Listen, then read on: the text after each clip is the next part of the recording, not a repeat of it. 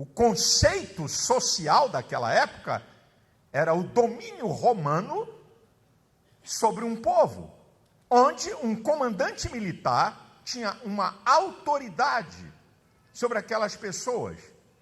Mas interessante é que esse homem aqui considerava as pessoas que estavam debaixo da sua autoridade e as pessoas que o serviam. Isso é muito importante, gente. Não é aqui não, é em algum lugar por aí. Eu fico observando de vez em quando, não é? Eu vou falar de uma coisa comum aqui para o brasileiro, para você entender um pouquinho do que eu estou falando.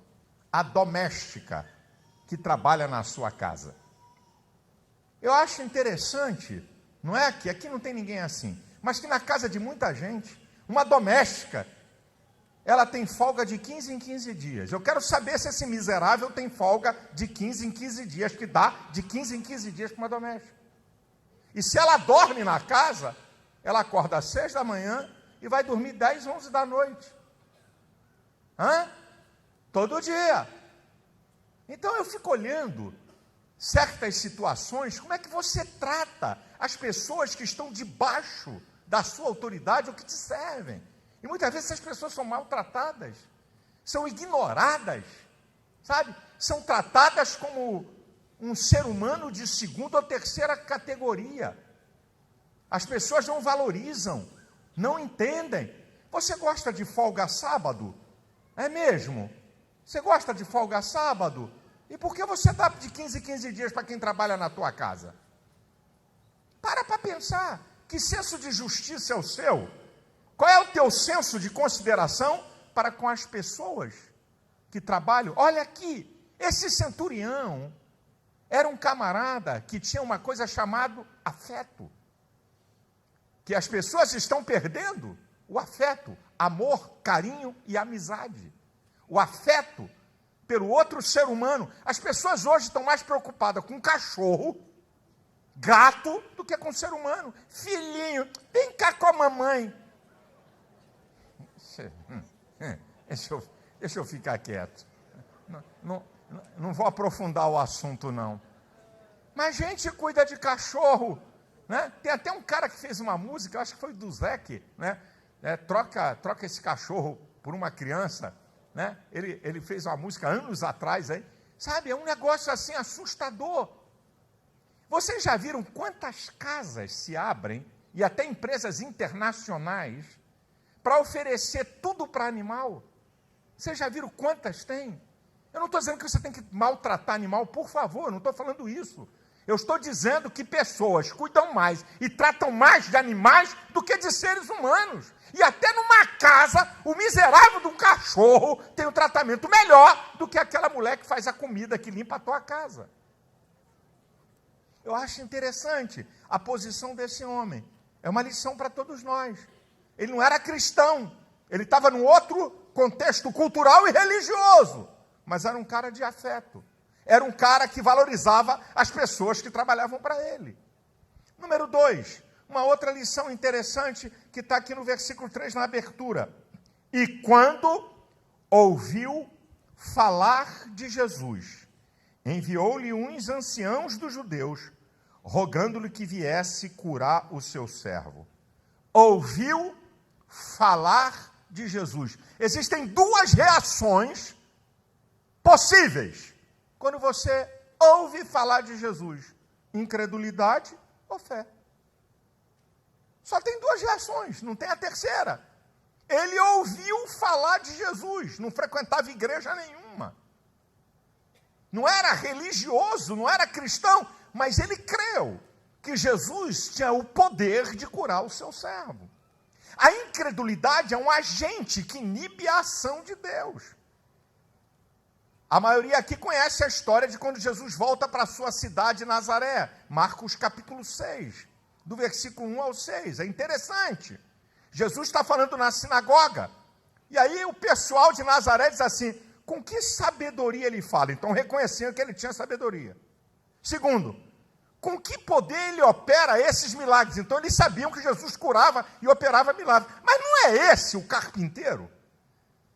Não é esse filho de Maria? Seus irmãos e suas irmãs não estão aqui conosco, escandalizavam-se nele. E diz a Bíblia que Jesus curou a poucos enfermos por causa da incredulidade deles. A incredulidade, meu queridão, é uma trava para a manifestação do poder de Cristo na sua vida. Agora, existe o outro lado que é a fé. É você crer que Jesus tem poder. E a Bíblia me mostra esse Cristo que tem poder. A Bíblia me diz em João 14,6 que ele é o caminho, a verdade e a vida, ninguém vem ao Pai a não ser por ele. A Bíblia fala em João 11,25, Jesus declarando, eu sou a ressurreição e a vida. Quem crê em mim, ainda que esteja morto, viverá. Jesus declara em João 8,12, eu sou a luz do mundo, quem me segue não andará em trevas, mas terá a luz da vida. Jesus declara em João 6,35, eu sou o pão da vida. Quem vem a mim não vai ter fome. Quem crê em mim não vai padecer. Quem crê em mim não vai ter sede. Ele usa os instintos mais veementes do ser humano, que é a fome e sede, para dizer que ele tem poder de saciar as necessidades mais profundas do ser humano. Eu estou falando de um Cristo que transforma, que muda, que liberta, que salva, que traz ao homem uma nova vida, com vida abundante.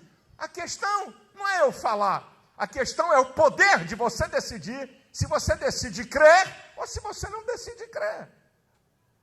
Só tem essas duas opções. Esse homem, que nunca frequentou nenhuma igreja, ele creu que Jesus tinha poder de curar o seu servo. Agora, olha que coisa interessante, o versículo 4 e 5. E chegando eles, junto de Jesus, isso é, ele envia uns anciãos para falar com Jesus, para curar o seu servo. E chegando eles junto de Jesus, rogaram-lhe muito, dizendo, é digno de que lhe concedas isso, porque ama a nossa nação e ele mesmo nos edificou a sinagoga. Ele é digno. O que significa ser digno? Dignidade é ter autoridade moral, integridade moral, que procede com decência, com honestidade. Como é que nós podemos saber que alguém é digno? Porque fala bonito? Porque tem o dom da oratória, da retórica? Porque sabe se posicionar? Dignidade não tem nada com valores abstratos e filosóficos. Dignidade tem a ver com prática de vida, com valores morais, com valores sociológicos e com valores espirituais. Dignidade não é um argumento filosófico. Dignidade é algo que se manifesta na vida. E porque ele é digno, ele ama a nossa nação. Ó, quem está falando isso é a elite religiosa. Ele ama a nossa nação. Um comandante militar que foi enviado de Roma para o controle daquele povo que estava debaixo do domínio de Roma. Quer dizer, ele ama a nossa nação. Ele é um cara que nos considera. Ele é um camarada que nos trata bem. Nos trata com dignidade e com justiça. Ele ama a nossa nação e ele mesmo não tendo nada a ver com o nosso princípio religioso, ele nos construiu uma sinagoga. Então aqui está a atividade prática de alguém que é digno. São as suas ações que mostram que você é digno ou não. Não é o poder da tua retórica ou do teu convencimento, mas é a história da tua vida com a tua prática que mostra se você tem dignidade ou não tem dignidade. Agora, olha que coisa interessante. Na abertura do versículo 3 e na abertura do versículo 6.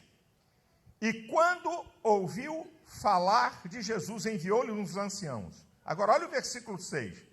E foi Jesus com eles, mas quando já estava perto da casa, enviou-lhe o centurião uns amigos.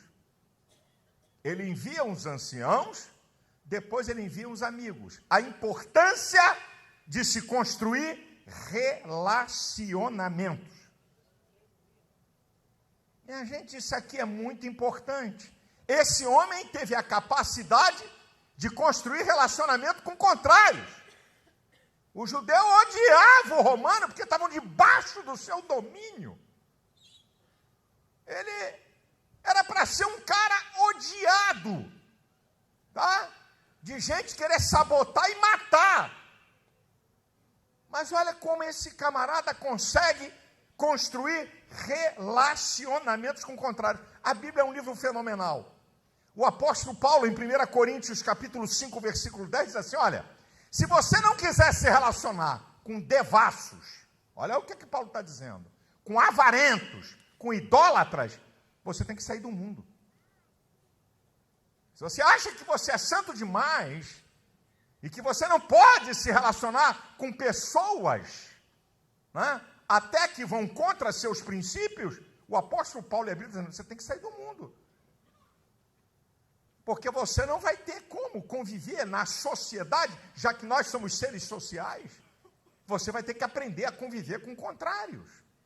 E é interessante a importância de se ter amigos. Ele tem relacionamento com os anciãos, a elite religiosa, mas ele também tem amigos.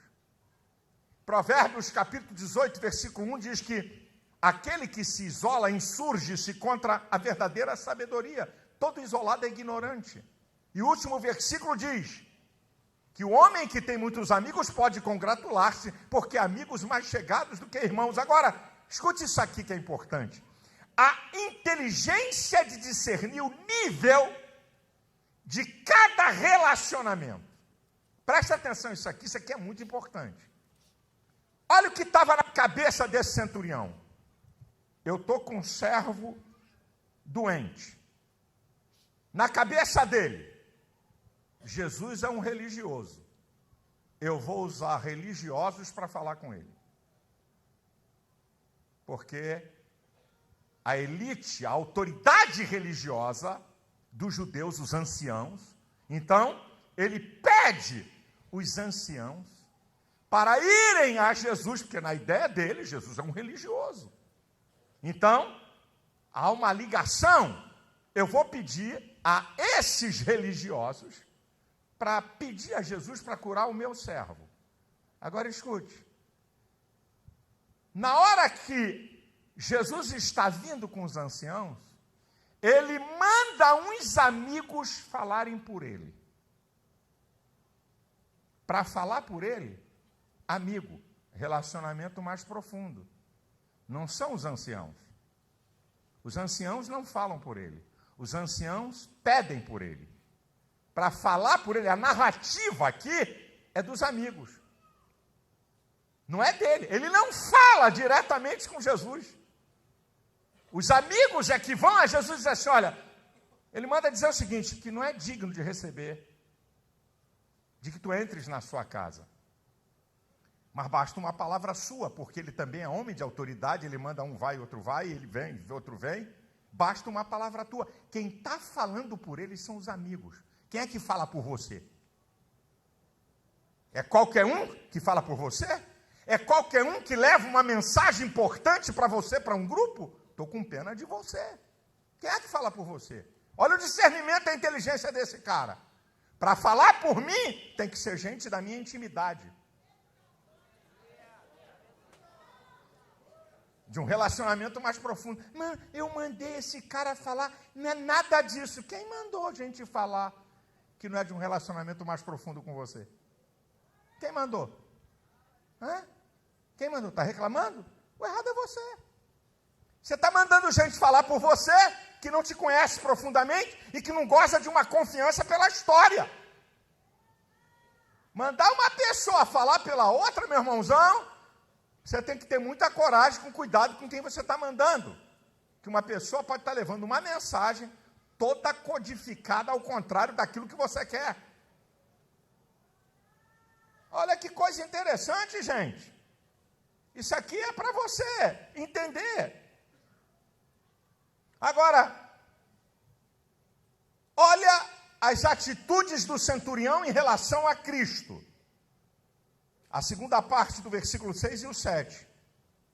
E foi Jesus com eles, mas quando já estava perto da casa, enviou-lhes o centurião uns amigos, dizendo, Senhor, não te incomodes, porque não sou digno de que entres debaixo do meu telhado, e por isso nem ainda me julguei digno de ter contigo. Dize, porém, uma palavra, e o meu criado sarará.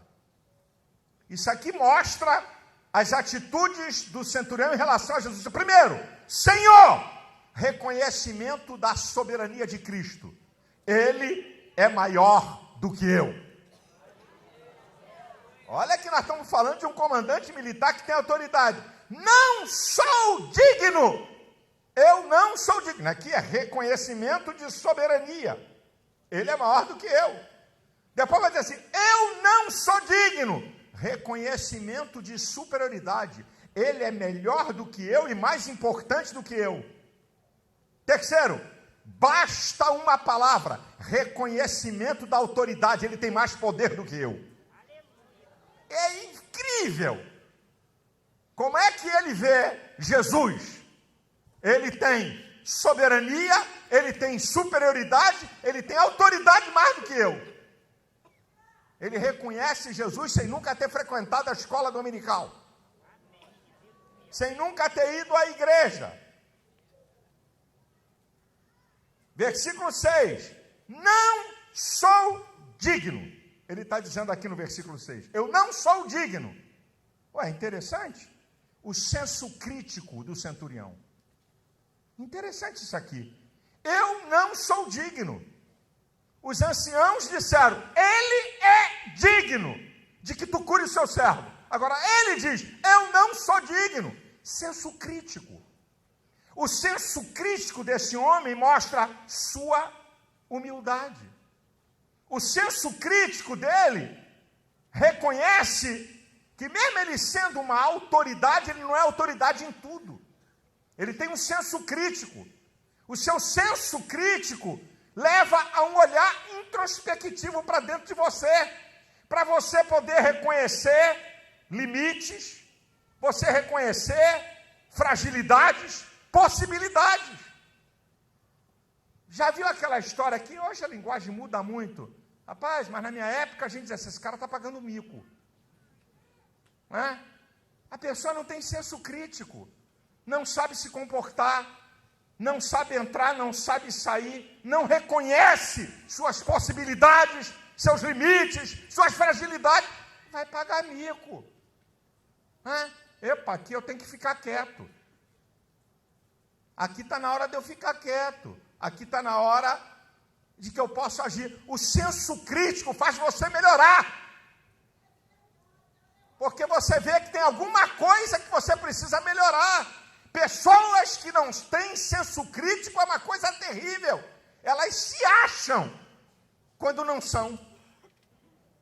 Elas se acham, pensam que estão no nível que não estão. É incrível isso aqui.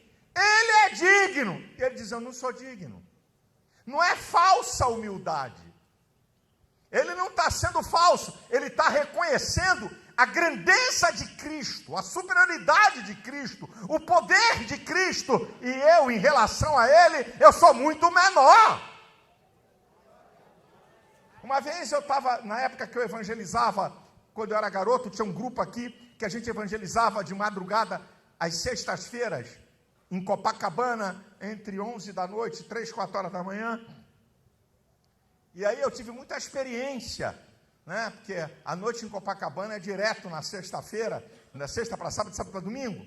E uma vez a gente estava evangelizando, aí um cara chegou e disse para mim, não leva mal não, meu amigo, ô garotão, Deus tem que se revelar a mim, tem que provar que Ele existe. Eu falei, uau, olha, Deus vai ficar sem dormir essa noite. Aí eu levei para o deboche. Olha, Deus vai ficar preocupado porque você acha que Ele tem que se manifestar. Amigo, Deus não está nem aí para você, porque Ele é. Independente do que você pensa, independente do que você acha, Ele é. Ele é Deus, Ele é soberano, Ele é maior, Ele é o Criador de todas as coisas. É você que tem que se submeter a Ele, e não Ele é você.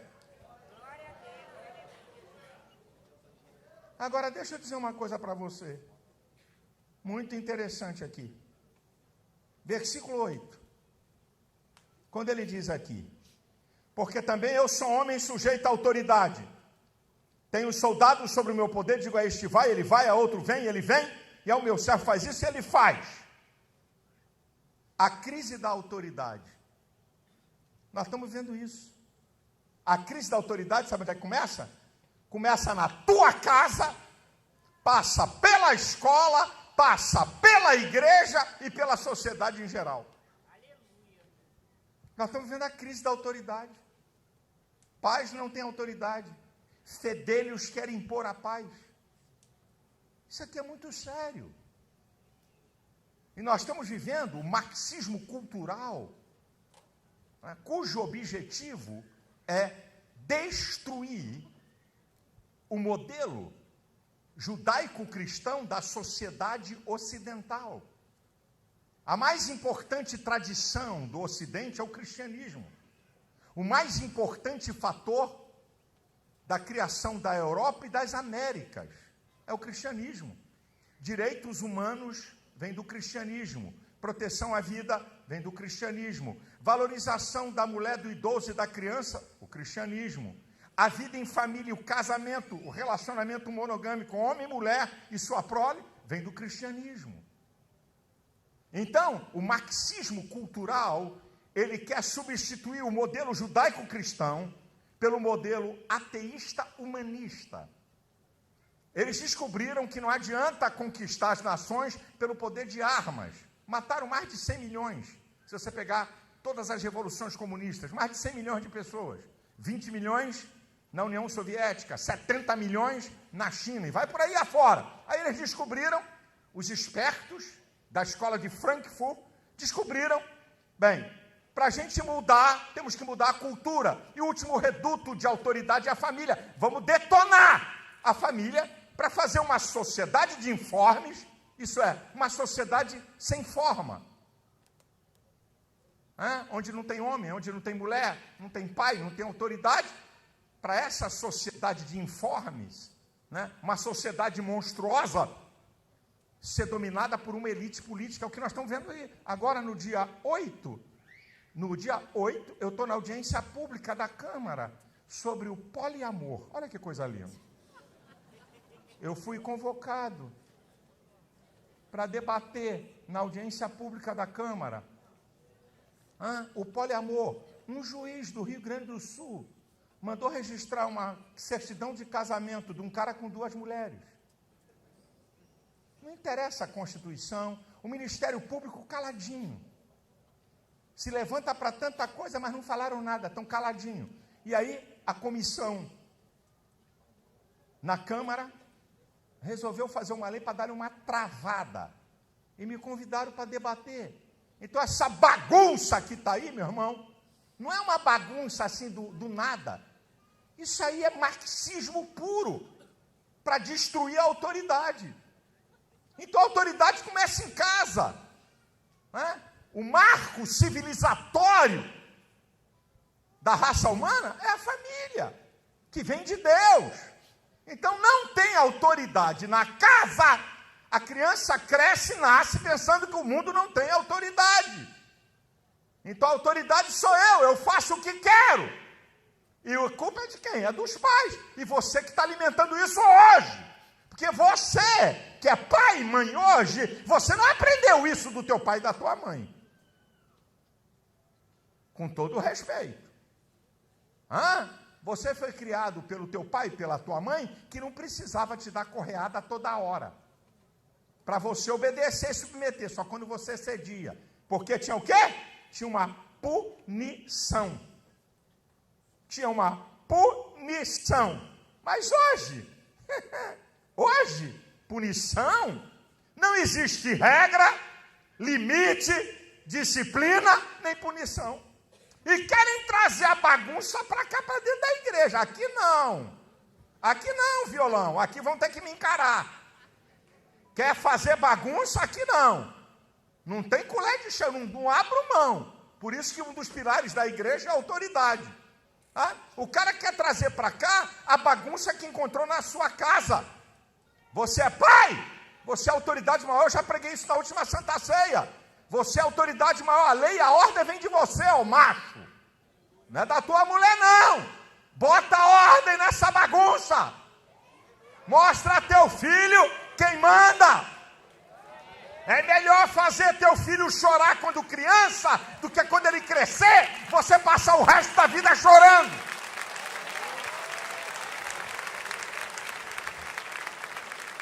Ai, eu não aguento ver meu filhinho chorar. Ai, meu Deus, tá chorando. Não, papai tá aqui não. O que você quer? O iPhone qual? 15, 20? Qual é o que chegou? Papai vai dar, mamãe vai dar. É a história hoje. Qual é o videogame? Qual é o mais caro? Papai vai dar. Você não chora, não. Aí, se meu filho chorar, eu choro. Dá vergonha nessa cara! Onde é que está o limite na tua casa? Onde é que está a disciplina? Onde é que está a ordem? Começa na sua casa, meu irmão. Não vem querer, pastor, fala mesmo que tem gente aí assim. Fala, pastor, e você não fala nada.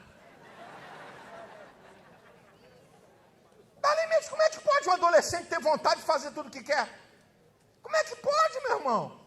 Meu irmão, meu pai, um cara meio baixo, uma Malafa chefe, meio baixo. E a gente vem de uma descendência italiana, e fala com gesto, fala alto.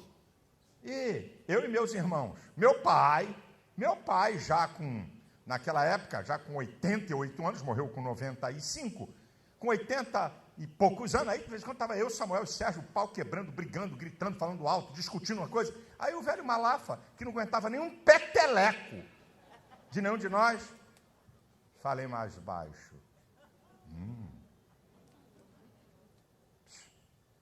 Acaba com essa conversa. Acabou. Por quê?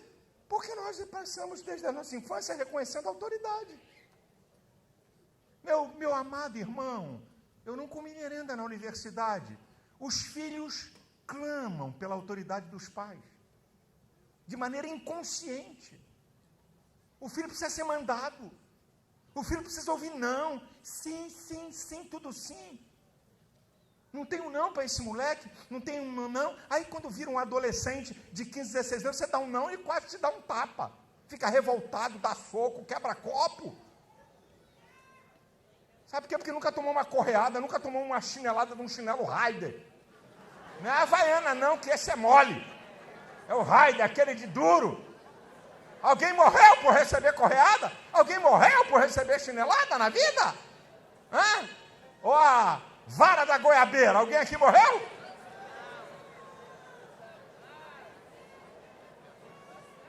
Eu não estou falando para espancar filho. Não estou falando isso. Não se dá tapa na cara de ninguém, muito menos de criança. Uma vez eu morava aqui na rua Fernandes Pinheiro. Na Fernandes Pinheiro, no edifício. Aí um dia de tarde, eu estou em casa, estou perto da varanda, eu começo a escutar um garoto gritando: não, mãe, não faz isso, mãe. Aí me despertou, eu fui para a sacada da varanda. Rapaz, uma mulher, um garoto de uns 10, 11 anos de idade, um garoto magrinho e uma senhora forte, só tapa na cara do garoto, na rua, segurando ele pela camisa com força, tapa na cara. Aí eu não aguentei, porque os excessos. A autoridade não significa você abusar de quem está debaixo da sua autoridade. Ei, senhora! Ou a senhora para, eu vou descer aí. Para a senhora dar na minha cara. Eu quero ver você dar na minha cara. Aí ela sentiu o drama, sentiu que eu não estava para brincadeira, aí parou. Ou então eu vou chamar a polícia e o juizado para lhe prender. Ninguém está falando de espancar criança. Isso é crime. Não estou falando disso não. Mas ninguém morre por tomar uma correada. Ninguém morre. Não morre, não. Um dia desse eu estava vendo, mandaram para mim um vídeo da mãe pegando uma correia e esquentando as pernas de uma menina. Ela pula para cá, pula para cá. Não, mas filepo. Toma aqui. Toma, para você aprender a não fazer mais. Não morre, não. Nunca mais vai esquecer. Quer que eu te diga uma coisa? Eu bati muito pouco nos meus filhos. Muito pouco. Mas eles sabiam. Não abusa do que ele fala. Não transgride não, porque vai ferver em cima. Eles sabiam. Eles sabiam muito bem. Eu bati muito pouco. Né? Dei umas correadas em quem merecia. E eu trancava a porta. Não tem onde escapar, botava a chave. Já sabia que a conversa era só eu e o indivíduo, ou a indivídua. Quem mandou você fazer? A correia não aparecia na minha mão para não espantar o cliente. Aí quando entrava no quarto que eu trancava, estava lá a correia no lugar certo. Já sabia. Quem mandou você fazer? Eu já não tinha te avisado? Avisei mais de uma vez? Não avisei a você sobre isso? Então agora chegou a hora da punição. Não vai, não sai, não dou esse presente. Esse é um problema. Nós estamos vendo uma crise de autoridade. E esse cara aqui diz assim, olha, eu sou homem de autoridade. Eu digo para esse vai, ele vai. Eu digo para aquele vem, ele vem. Aí fica, menino, eu vou aí, hein? Aí o garoto vem, nada. Eu vou te pegar, hein? É a 100ª vez que ela fala. Menino, eu vou te dar uma correada. Nunca deu um peteleco, vai dar correada em quem, minha querida irmã? Aí o moleque fica abusado. Eu estou me lembrando aqui a história de... A ignorância de pai, de excesso, sem dizer nome aqui, mas eu conheci eles. Músico, ele dizia que o pai dele era um cara muito ignorante, na igreja, e batia nele com um cabo de vassoura. Isso é coisa muito séria, isso deixa marcas. E aí ele descobriu, cara, moleque terrível, e ele falou, pastor, eu era da confusão. Eu não apanhei uma vez que não merecia, mas só que meu pai, quando eu pegava, se excedia, porque ele pegava de cabo de vassoura, e cabo de vassoura marca, deixa roxo, e ele pegava de pancada. Mas aí eu descobri que meu pai, crente da igreja, tremia com uma profecia. Eu estou vendo o irmão me contando. O pai tremia quando falava uma profecia. Assim diz o Senhor. Ele via que o pai chorava, ficava humilde. Aí um dia ele falou, vou testar. Ele falou, pastor, eu não era fácil, eu armava, eu era treteiro, eu era arruaceiro. Eu não apanhei uma vez que não merecesse. Só que meu pai excedia, só isso. Aí uma vez, eu fiz uma daquelas que eu estava acostumado a fazer, meu pai passou a mão no cabo de vassoura e veio. Quando ele veio, eu falei, assim diz o Senhor. Não toque nos meus pequeninos.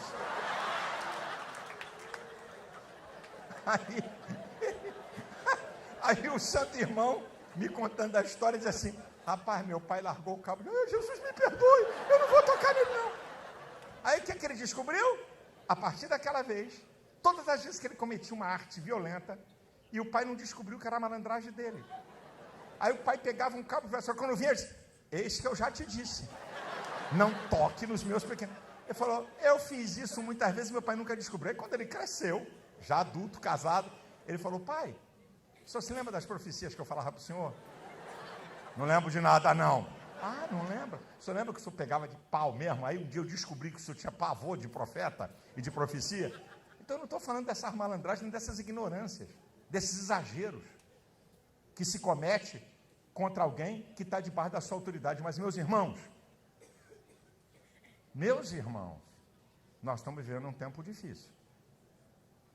Eu estou me lembrando, em 2013, vocês lembram dos Black Blocs, no centro da cidade?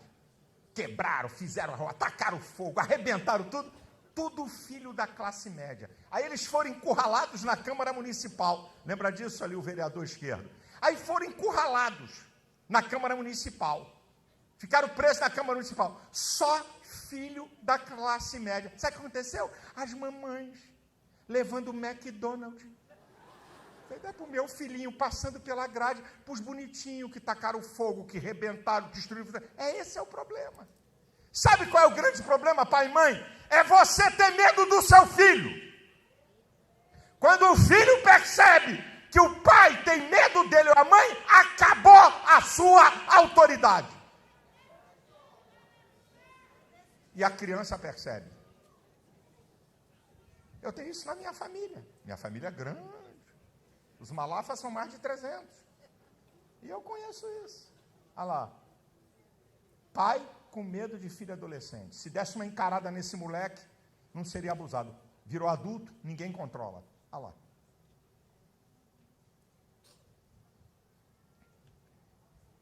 Agora vamos para o resultado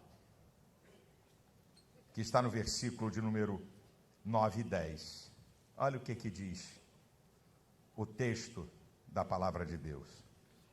E ouvindo isso, Jesus maravilhou-se dele.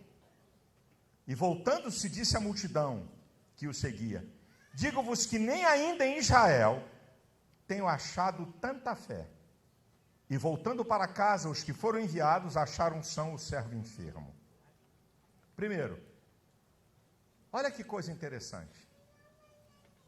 Com a fé, Jesus fica maravilhado. Lembra da incredulidade quando ele chegou em Nazaré, que eu citei aqui, de Marcos 6? Com a fé, ele fica maravilhado. Com a incredulidade, admirado. Ele fica admirado, como pode? Eu estou aqui, eu realizo, eu manifesto o meu poder e não acreditar em mim. Agora, escute isso, é interessante o que eu vou falar aqui. Algumas observações importantes em relação à fé e Jesus Cristo. Presta atenção a isso. Em Marcos capítulo 4, versículo 40 e 41, você lembra da tempestade que Jesus está no barco com os discípulos? Começa a entrar água, eles acordam Cristo, que estava dormindo no barco que eles estavam. Mestre, não se te dá que pereçamos? Jesus repreende o vento, manda o mar se aquietar, e Jesus vai dizer uma palavra: por que sois tão tímidos? Ainda não tendes fé? Andavam com Jesus, viam Jesus operar milagres, mas não criam suficientemente nele. Agora eu vou passar para uma outra história. Mateus, capítulo 14, versículo 31, quando Jesus manda os discípulos atravessarem para outra banda do mar, eles estão debaixo das ordens de Cristo, no meio do mar levanta-se uma tempestade, e aí Jesus vem sobre as águas, eles estão exaustos de lutar contra aquela tempestade, e quando vem o vulto de Cristo, é um fantasma. Jesus: não tenham medo, sou eu. Aí Pedro diz: se és tu, manda ter contigo. Jesus: pode vir. Mas diz o texto que, sentindo o vento forte, começou a afundar. Jesus pega e diz assim: homem de pouca fé. São discípulos. Na primeira, vocês não têm fé. Agora, tem pouca fé. A fé de você é que, se a tempestade continuar, se o problema continuar, você perde a fé. Você tem uma fé que vai até um limite. Mas se persistir o problema, a fé acaba. É um outro tipo de gente. Agora vamos para o terceiro. Está em Marcos, capítulo 5, versículo 26, 27 e 34. A mulher do fluxo de sangue. Nunca frequentou uma igreja. Não andou com Jesus. Ouvindo, não tem nem nome, certa mulher, ouvindo falar de Jesus, disse: se tão somente eu tocar na sua orla, eu serei curada. E é o que ela consegue fazer no versículo 34. Jesus vai dizer: mulher, a tua fé te salvou. A tua fé vai em paz ser curada desse mal. Uns não têm fé e andavam com Jesus e viam Jesus operar milagres. O outro, uma fé que naufraga, dependendo do nível da continuidade, da adversidade, da tempestade. Agora, uma mulher que não andava com Jesus, mas creu que ele tinha poder para realizar um milagre, debilitada, gastou tudo que tinha. Jesus diz: mulher, a tua fé, ela tem fé. Mas vai para um outro nível. Você lembra da mulher cananeia, Mateus 15, 28? Jesus, discípulos, e uma mulher vem gritando: Senhor, tem misericórdia de mim, minha filha está miseravelmente endemoniada. Jesus não está nem aí, continua. E de repente Jesus diz assim: não é bom tirar o pão dos filhos e deitá-los aos cachorrinhos. Ela diz: Senhor, até os cachorrinhos comem da migalha que cai da mesa do seu Senhor. Uma fé que é provada. Uma fé que é provada. Aí Jesus vai dizer para ela: mulher, grande é a tua fé. Aqui não tem fé, aqui tem pouca fé, aqui já tem fé, mas a fé dessa mulher é grande. Contrário a tudo, ela manteve a confiança. Discípulos de Cristo persuadindo Jesus a deixá-la Pô, manda essa mulher calar a boca, despede essa mulher. E ela está firme. Jesus dá uma palavra dura para ela desistir. Diz, olha, mulher, grande é a tua fé. Seja feita conforme tu crê.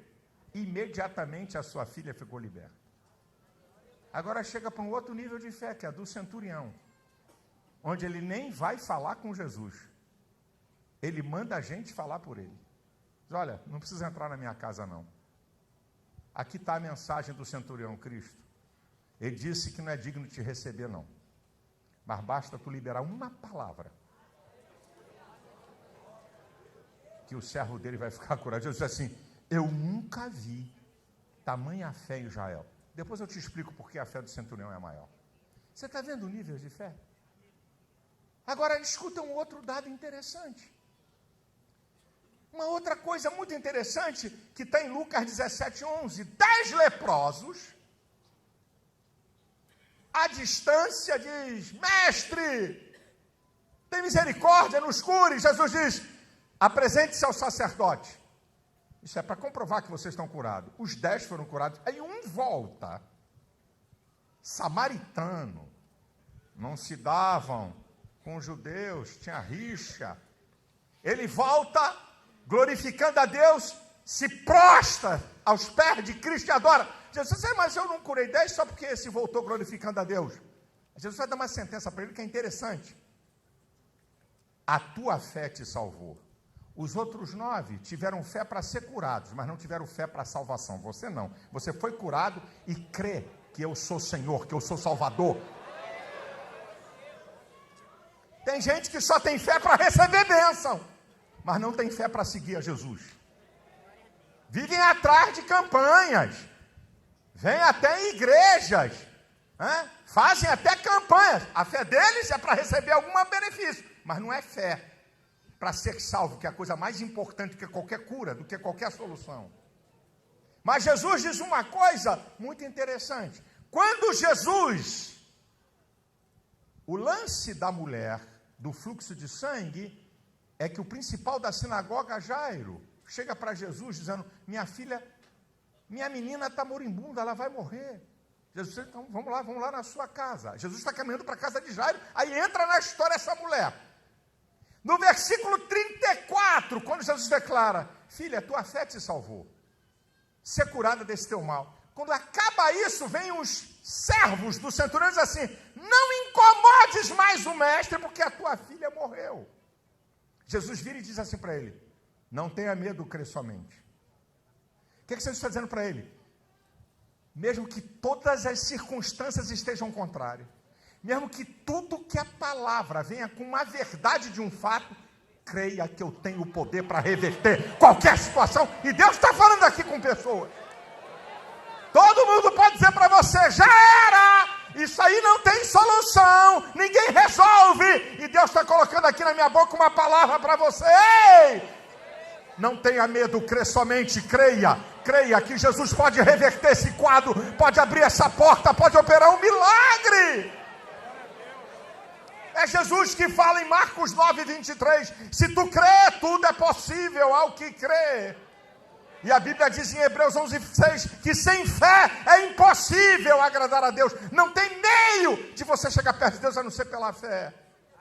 E agora olha que coisa fenomenal, que a Bíblia fala em Romanos 10:17, a fé vem pelo ouvir e ouvir a palavra de Deus. Eu estou pregando aqui há meia hora, então de maneira sobrenatural, inexplicável, que você não tem ideia, no teu coração a possibilidade de você crer que Cristo é Senhor, é Salvador, que transforma, que cura, que liberta e que muda a vida de qualquer pessoa.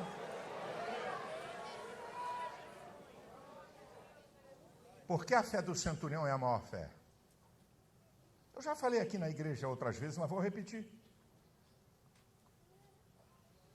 Por que Jesus disse que nunca viu tamanha fé em Israel? Está falando no povo, que cria em Deus, que tinha profetas, que tinha Torá. Eu nunca vi tamanha fé em Israel. Porque a fé do centurião é maior, porque a fé do centurião está sustentada em 2 pilares. A fé que opera por amor. Não é fé pela fé. O apóstolo Paulo diz em Gálatas 6,5: nem a circuncisão, nem a incircuncisão, isso é, nem o pacto que Deus fez com Israel, e nem aqueles que não têm pacto, tem valor algum, mas sim a fé que opera por amor. Não é a fé que opera por imposição. Ou você crê no que eu creio, então morra. Nós estamos vendo isso. Nós estamos vendo isso aí. Essa fé que impõe pelo poder, pelo medo, tem que eliminar os infiéis. Se você não crê naquilo que nós cremos, tem que ser eliminado. Essa fé é nociva. Essa fé é perversa. É uma fé que opera para impor e para determinar e para manipular. A fé de um centurião opera por amor. Ele não precisava ter nenhum afeto por aquele servo, era só trocar, manda sair, bota para fora e bota um outro som aqui. Segundo lugar, a fé do centurião, ele penetra no mundo de Deus, basta uma palavra. Você sabe que Deus não precisa de matéria-prima para criar nada. Deus cria as coisas pelo poder da sua palavra. O Salmo 33, versículo 9 diz: falou e tudo se fez, mandou e logo tudo apareceu. Hebreus, capítulo 1, versículo 3 diz que ele sustenta todas as coisas pelo poder da sua palavra.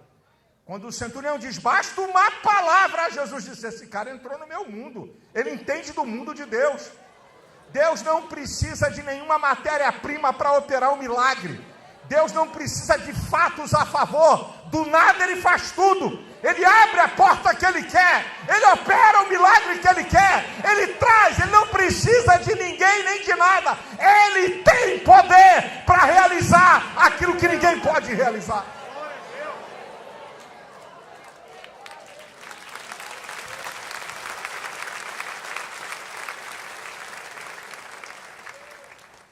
Deixa eu dizer uma coisa para você, queridão amigo que está aqui. Encontro com Jesus traz soluções, respostas e resultados. Não existe encontro com Jesus real, através da fé, que não vai trazer um resultado positivo para a sua vida. Eu não estou dizendo que Jesus vai curar todas as enfermidades, que Jesus vai responder tudo o que você quer, que Jesus vai fazer tudo o que você pede. Mas eu lhe garanto que encontro com Cristo vai trazer para a sua vida soluções, respostas e resultados que você não vai encontrar em ninguém. Nem em pastor, nem padre, nem papa, nem na minha religião. Cristo. Ele que declara em Mateus 28, 18, é-me dado todo o poder nos céus e na terra. Ele tem todas as respostas e todas as soluções e ele só vai fazer por você aquilo que for o melhor. Agora, deixa eu dizer uma coisa para me terminar aqui. Se você quer ter resultado positivo do seu encontro com Cristo, eu vou repetir, para fixar em você. Lembre-se dessas três coisas. Primeiro, reconheça quem é Jesus. Ele é Senhor. Ele não é um filósofo, um homem que veio aqui fazer uma demonstração de amor. Não. Ele é Senhor, ele é soberano. Ele é Rei dos reis e Senhor dos senhores. Segundo lugar, reconheça quem é você. Reconheça, como eu também tenho que reconhecer, como todos aqui, nós somos pecadores, que necessitamos do favor de Deus. Reconheça que você é um pecador. Terceiro, traga a sua fé. Jamais você vai ter resultado do encontro com Cristo se você não crer que Ele é Senhor e que Ele tem poder. A igreja de pé, por favor.